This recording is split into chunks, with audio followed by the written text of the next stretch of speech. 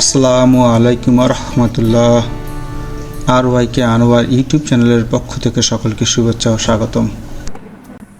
কোনো ফ্যাটম্যানকে অর্থাৎ কোনো মোটা মানুষকে যদি আপনি এরকম চিকুন করতে চান, যেখানে অ্যাডে ব্যবহার করা হয়ে থাকে, সেই ক্ষেত্রেও আপনি সাধারণত চাইলে আমরা লিকুইফাই টুল ব্যবহার করি। লিকুইফাইয়ের ক্ষেত্রে নিয়মটা একটু দেখে নিই। এছাড়া আমরা চাইলে কোনো টেকনিক বা একটু বুদ্ধি খাটিয়ে লিকুইফাই ছাড়াও কাজটা করতে পারি।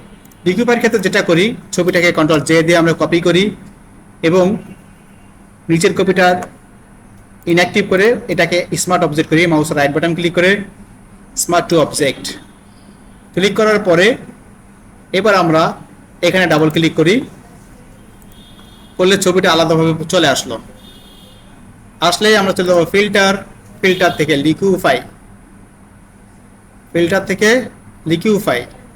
লিকুইফাইতে যাওয়ার পরেও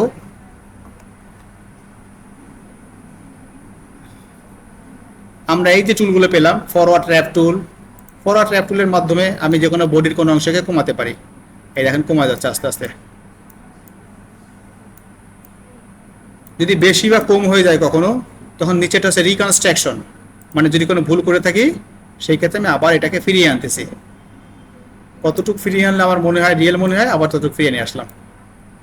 ঠিক এইভাবে এখানে যতগুলো টুল আছে, এই যে ব্লড টুল, পোকার টুল, এই সবগুলো দিয়ে শুধু মূলত কোনো কিছুকে কমাই। এটাতেও করতে পারেন, তবে এটাতে অনেক বেশি সময় লাগে, কখনো কখনো পারফেক্ট হয়, কখনো কখনো পারফেক্ট হয় না। এটাতেও করা যায় এই কাজ। ওকে করে দেবেন। ওকে করে দেওয়ার পরে দেখেন আপনার এই ছবি হচ্ছে এইটা। আমি এইটা স্মার্ট অবজেক্ট, তো এটা ক্রস করে দিলে ইএস চেপে দিই, সাথে সাথে আমি আগের ফাইলে ফিরে আসবো।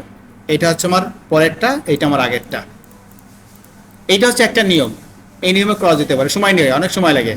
আর একটা যদি চালাকি করি, আমরা একটুখানি জাস্ট চালাকি করি, আমরা আগের ছবিতে ফিরে আসলাম, কন্ট্রোল জে দিয়ে ডুপ্লিকেট করলাম, নিচেটা ইনঅ্যাক্টিভ করলাম, উপরেটায় আসলাম, ফিরে এসে এই অবস্থায় আমরা কিবোর্ড থেকে কন্ট্রোল টি প্রেস করলাম। কন্ট্রোল টি মানে প্রি ট্রান্সফর্ম। আর রাইট বাটনে ক্লিক করে চলে গেলাম র্যাপ টুল, অনলি র্যাপে যাওয়ার পরে মোটামুটি আমি এটাকে দেখেন কত সহজেই কি পরিমাণে এটাকে ছোট করতে পারি, কোনো রকম ঝামেলা ছাড়াই। আপনার ব্যাকগ্রাউন্ডে চিন্তা কখনো করা লাগবে না যে ব্যাকগ্রাউন্ড সহ কাজটা হয়ে যাচ্ছে, হয়ে যাক, আমি ব্যাকগ্রাউন্ডকে পরে মাস্কিং করে বের করে আনতে পারবো। এই দেখেন,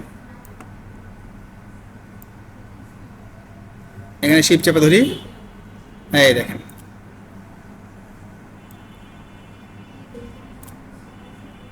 যেখানে যেখানে আপনি পজিশনিং করলে ভালো হয়, ঠিক সেই অংশগুলো আপনি এটাকে চিকন করে দেন।